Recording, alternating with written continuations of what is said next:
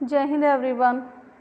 Chapter 2 in geography land soil water, ये सब हम इसमें पढ़ेंगे अपने ज्योग्राफी वाले पार्ट में। Previous chapter we discuss about the resource में क्या पढ़ा था कि जितनी भी हमारी नीड्स हैं, जो भी हमारी नीड्स हमारी फुलफिल करती हैं, सेटिस्फाई करती हैं, all the part is the resources. अब ये जो है हमारे रिसोर्सेज में क्या है, land soil and water, natural vegetation, wildlife resources. तो natural vegetation, wildlife resources about the part of chapter 3rd. In this chapter we shall discuss about the land, soil and water. So let's start our chapter 2 land, soil and water.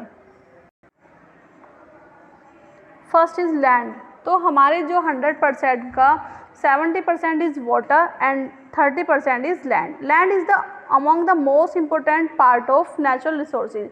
हमारे natural resources के जो हैं, हमारे different types of resources हैं। अभी हमने बात करी है लैंड, सॉइल एंड वाटर। उसमें से हमारा जो लैंड है, लैंड हमारा नेचुरल रिसोर्सेज है। तो it cover only about the 30% of the total area. Total area का 30% हमारा इसमें क्या है, अर्थ सरफेस है, यानी कि लैंड है। लैंड अर्थ पर हमारा 30% क्या है, लैंड है, 70% वाटर है।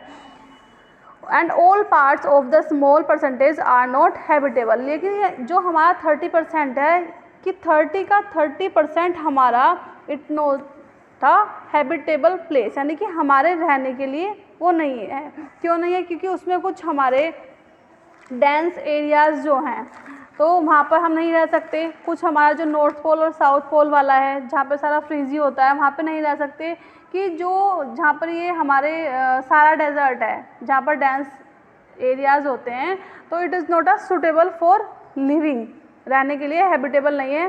The even distribution of population different parts of world is mainly due to varied characteristics of land and climate. जो ये सारा डिस्ट्रीब्यूशन हुआ है पॉपुलेशन के बेस पर, डिफरेंट पार्ट पर अलग अलग, ये किस पर हुआ है, क्लाइमेट पर। Land is use different purpose such as agriculture, forestry, mining, building houses, road and setting up of the industries. This is commonly term as use. जो लैंड का यूज़ है बेटा, हम डिफरेंट टाइप्स ऑफ पर्पज़ में हम करते हैं। Agriculture में forestry, mining, building houses, road, many things develop on the land.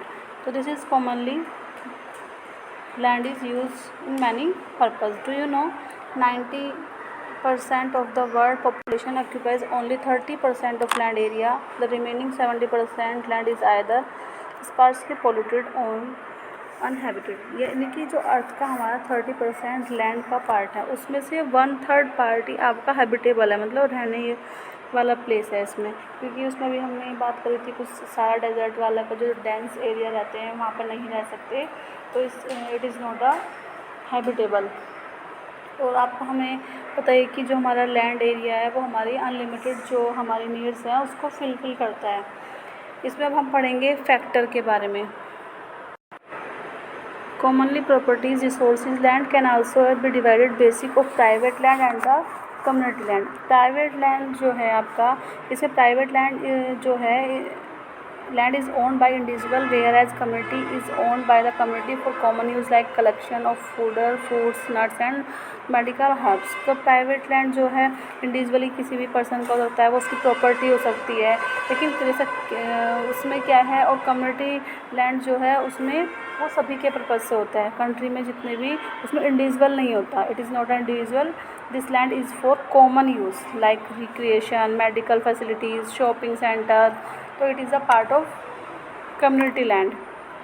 The community centre, club, market areas are on the community land. The kitchen garden in your house, plot, ये सब आपके private land में आ जाएंगे। तो these community lands are also common property. Change in land use over time, people and there demands and ever growing, but the availability of land is limited. यानी कि जो पीपल्स की नीड है वो ज़्यादा इंक्रीज़ होती जा रही हैं। लैंड जो है उनकी, लैंड जो पार्ट है वो उस पर डिमांड तो हमारी इंक्रीज़ हो रही है, लेकिन लैंड जो है हमारी लिमिटेड है। People started encroaching the common lands of build up commercial areas, housing complex in the urban areas and to expand the agriculture land in the rural areas. तो लैंड का हमने डिफरेंट पर्पज़ से पढ़ा ही है कि ये land जो हमारे अलग अलग पार्ट में हमारे वर्क करती है। एग्रीकल्चर में जो हमारे रूरल एरियाज़ होते हैं, land degradation, landslides, soil erosion, desertifications and the major threats of environment because of the expansion of agriculture and the construction activities। जो लैंड है उसका डिग्रेडेशन हो रहा है, सोइल इरोजन हो रहा है, डिफरेंट टाइप्स वेज जो है इरप्शन हो रहा है, इससे हमारी लैंड पार्ट जो है इरप्ट हो रही है। और ये किसका इंटरफेरेंस हो रहा है? ह्यूमन इंटरफेरेंस के कारण ये सब हो रहा है। जो इसमें ये सारे इसकी फैक्टर हैं। फैक्टर में the use of land is determined by various factor like soil, भाई अगर लैंड है उसकी सोइल जो है वो फर्टाइल हो, क्लाइमेट पर भी डिपेंड करती हैं, टोपोग्राफी कि वहाँ की सतह कैसी है, minerals and availability of power. Beside this factor government policy, level of technology, human population also play important role in the use of land and various purpose. कि लैंड जो है हमारे डिफरेंट पर्पस से इम्पोर्टेंट है।